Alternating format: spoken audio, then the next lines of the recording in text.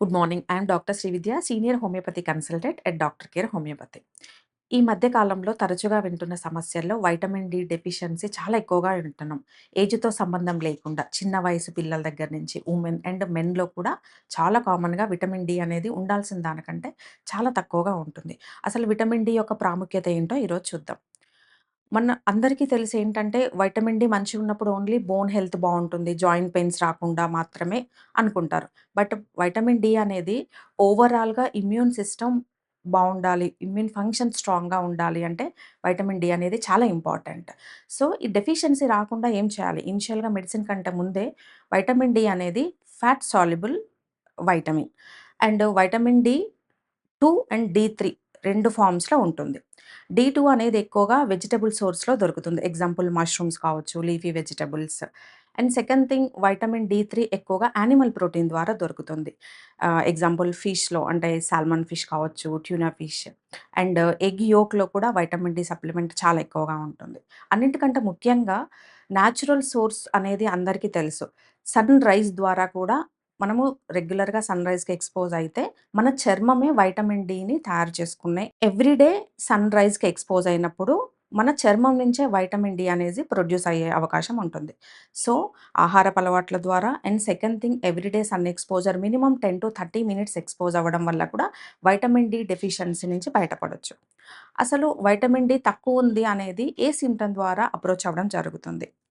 ముందు కంటే గూడా జాయింట్ పెయిన్స్ రావటం, మోకాళ్ళ నొప్పులు, మెడ నొప్పి, నడుము నొప్పి ఉండడం.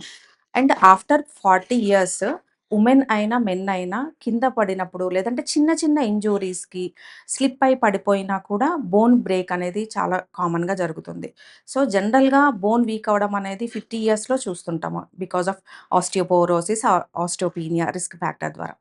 బట్ చిన్న ఏజ్‌లోనే 20 ప్లస్‌లో, 30 ప్లస్‌లో చిన్న చిన్న ఇంజ్యూరీస్‌కి మైనర్‌గా స్లిప్ అయినప్పుడు కూడా బోన్ బ్రేక్ అవుతుంది అన్నప్పుడు డెఫినిట్‌గా వైటమిన్ డి అనేది మనం రిపోర్ట్ ద్వారా చెక్ జేసుకోవాలి. మన లెవెల్ ఎంత ఉంది అనేది. వైటమిన్ డి సాధారణంగా మన బ్లడ్‌లో 20 పాయింట్స్ ఉండాలి. సో, ఎప్పుడైతే 20 పాయింట్స్ కంటే తక్కువగా ఉన్నప్పుడు డెఫినిట్‌గా బోన్ ఫ్రాక్చర్స్ లేదా బోన్ ఇంజ్యూరీస్ చిన్న ఏజ్‌లో మోకాలు నొప్పులు రావటం, నడుము నొప్పి రావడం అనేది కామన్‌గా చూస్తుంటాం. So, how to overcome vitamin D? 3 major factors ద్వారా మనం వైటమిన్ డి డెఫిషియన్సీ రాకుండా చూసుకోవచ్చు. First one is the homeopathy medication విధానం. హోమియోపతి మందులనేవి ప్రకృతిలో సహజ సిద్ధంగా దొరికే plant sources and mineral sources and animal sources ద్వారా ప్రిపేర్ చేయబడినవి కాబట్టి రూట్ ద్వారా ప్రాబ్లమ్ రెక్టిఫై చేయడం జరుగుతుంది. సో, దాని ద్వారా వైటమిన్ డి అనేది మన బాడీ నుంచే న్యాచురల్‌గా పెరిగే అవకాశం, మన చర్మం నుంచి తయారయ్యే అవకాశం హోమియోపతి మందుల ద్వారా సాధ్యపడుతుంది. అండ్ సెకండ్ థింగ్ ఇంతకుముందు చెప్పినట్లుగా ప్రాపర్ డైటరీ మేనేజ్‌మెంట్ గనక చూసుకున్నట్లయితే, వెజిటేరియన్స్ చూసుకున్నట్లయితే వైటమిన్ డి2 అనేది ఎక్కువగా మనకు డైట్ సోర్సెస్ ద్వారా దొరుకుతుంది. ఒకవేళ నాన్ వెజిటేరియన్ అయితే డి3 అనేది animal protein or animal food ద్వారా వైటమిన్ డి అనేది మనం రెక్టిఫై చేసుకోవచ్చు. అండ్ థర్డ్ థింగ్ మనం లైఫ్ స్టైల్ చేంజెస్ ద్వారా ప్రెజెంట్ అర్బన్ ఏరియాస్‌లో కానీ, రూరల్ ఏరియాస్‌లో చూస్తుంటే గత జనరేషన్‌తో పోలిస్తే ప్రెజెంట్ జనరేషన్ వల్ల అసలు సన్‌రైజ్ ఎక్స్‌పోజ్ అవ్వడం అనేది కంప్లీట్‌గా తగ్గిపోయింది. ఈవెన్ స్కూల్ గోయింగ్ చిల్డ్రన్‌లో కూడా అసలు సన్‌లైట్ ఎక్స్‌పోజర్ లేదు. సో, దీని ద్వారా వైటమిన్ డి వైటమిన్ డి తగ్గినప్పుడు అల్టిమేట్‌గా కాల్షియం తగ్గిపోతుంది. మిగతా మినరల్స్ కూడా డెఫిషియన్సీలోకి వెళ్ళే అవకాశం ఉంటుంది. సో, బాడీ హెల్తీగా ఉండడం not only bones and joints ఓవరాల్‌గా ఇమ్యూన్ సిస్టమ్ బావుండాలి అంటే వైటమిన్ డి అనేది చాలా కీ రోల్ ప్లే చేస్తుంది. సో, 3 మేజర్ సోర్సెస్ ద్వారా మనం వైటమిన్ డిని అధిగమించవచ్చు. First one is the dietary sources and second thing natural sunlight exposure. Third thing natural sources అయిన హోమియోపతి మెడికేషన్ ద్వారా వైటమిన్ డి నుంచి బయటపడొచ్చు.